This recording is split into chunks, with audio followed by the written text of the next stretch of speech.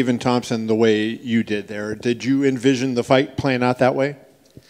Yeah, I think I thought it was going to happen that way. I mean, I've been saying it for a long time. I belong with the top guys. I need to fight the top guys in the world. I'm a top contender in the world, and I just proved it tonight with the way I beat him. My last fight, I just beat the best grappler in the world in Damian Maia, and I just beat the best striker in the world in Stephen Thompson. I just showed that I could adapt to anybody's style. You know, there's a lot of displeasure on social media, and I know you can't, base what you do on social media, but you're at number 10, you want to jump up and fight the champion. Do you feel like that performance was enough to get you there? Yeah, and who's ever beating Wonderboy 30-26? Who's ever beating Wonderboy in that style? Nobody's ever beaten him that way. And Wonderboy's fought for the title twice. Damian Maia's fought for the title twice. I beat both of those guys in dominant fashion. So, like, you're telling me Leon Edwards deserves it over me, and he almost got knocked out by Nate Diaz. Nate Diaz didn't lose that fight because Nate Diaz never loses a fight. But the way that I just beat Wonderboy, nobody's ever done that to him. Even Gilbert Burns beat him dominantly, but it wasn't like that. And I deserve that title shot next because my streak is as long as Leon's streak, and Leon's already lost to Usman. So let's stop with these rematches. Let's stop with he beat Kobe twice, he beat Masvidal twice, and now he's the GOAT. No, give him new blood, give him new look. When you watched the film of him, was there something that you saw that led you to believe you could take him down? I know Gilbert got him down 3 times, but that's been highly unusual in his career. Was there anything that you saw that you felt you could take advantage of? No, honestly, I mean, I didn't want to overthink it, but like I tell people all the time, man, the kid I'm training with, Ignacio Bahamondes, is the best striker in the UFC, and he's just a younger version of Wonderboy. He does karate, he does taekwondo, he'll do a freaking jumping flip, and we're a small team, and we always adjust to people's camps. So, like, the last camp, he was shooting at me 20 times because I was fighting Damian Maia. This time, he was able to open up a little bit more, so I got to stall a little bit more of his striking. It was a beautiful thing of seeing, like, a younger version of him because I'm seeing all this crazy stuff, so I wasn't going to be worried about anything when I fought Wonderboy. And finally, did you get a chance to talk to Dana in the back and express your thoughts to him? And just curious what his response was if you did. Dana? Yeah. Nah, he keeps ignoring my calls. I keep trying to call him. I keep texting him. He's leaving me on red, and I'm messing around. I didn't see him. I didn't even know he was here. Yeah, he was here. Thank you. Oh, he was here? Perfect. That's a good. Dana! We're going to riot. Hey, Belal. So I was just wondering, did you take what Gilbert Burns, his blueprint of beating Wonderboy, and just kind of add to it and honestly perfect it? Yeah, like I said, I wanted to beat him better than anybody's ever beaten him before. I've seen guys, I've been in camps with Anthony Pettis when he fought him. I've been in camps with T. Woodley when he fought him. So I've seen what their focus was on. And Gilbert Burns, I saw what he did, and he's a cool guy. I talked with Gilbert Burns, so he gave me his thoughts on it.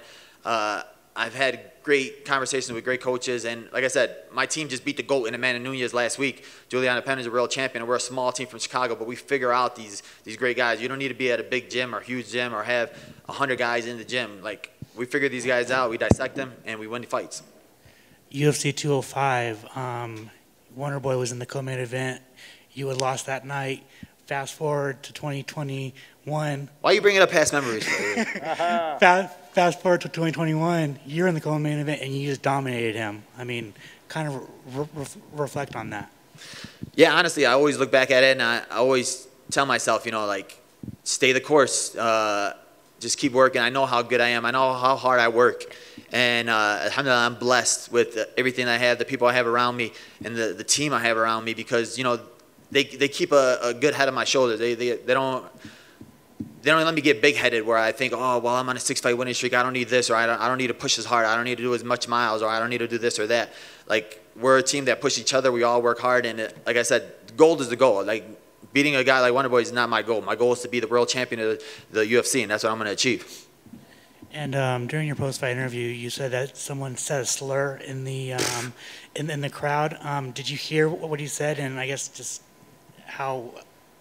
Yeah, he was screaming out like it was some drunk hick or something like that, screaming out like racist Arabic words and stuff like that, and I was just like, Wonderboy, are these your boys? And he's like, no, it ain't my boys. I was like, all right, cool.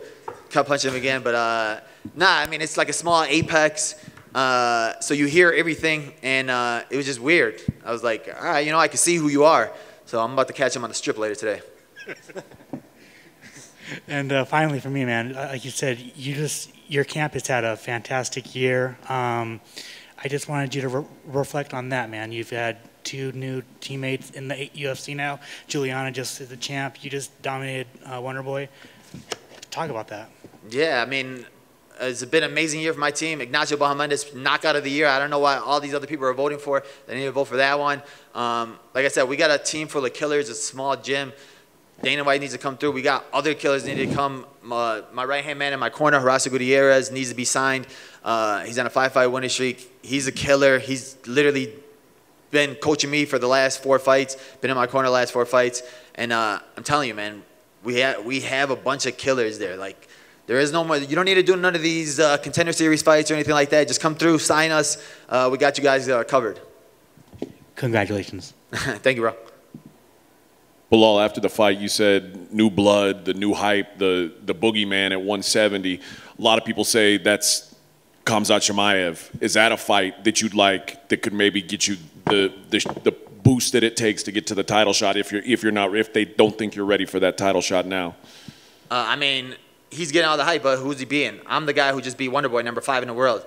So, like I said, if he wants to fight me for the title, he would, because after I beat Usman, I'm going to have that title in my hand. So I think literally that's the only thing that really makes sense right now is me fighting for the title or next win is up for the title. But I think we need to stop with all these rematches, stop with all this trying to help Leon become a better person or trying to hype him up or trying to build him up, trying to give him all these big fights. This guy doesn't want to fight. This is my 4th fight of the year. I'm active. I've been calling for other fights. So I could have had at least 6 fights this year. I'm trying to stay going. I'm not picking and choosing. There's a million guys that probably said no to Wonderboy.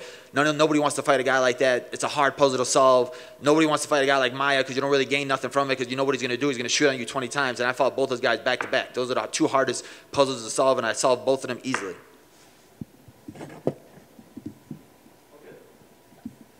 Bang, bang. Thank you, brother. Happy holidays, man. Be well.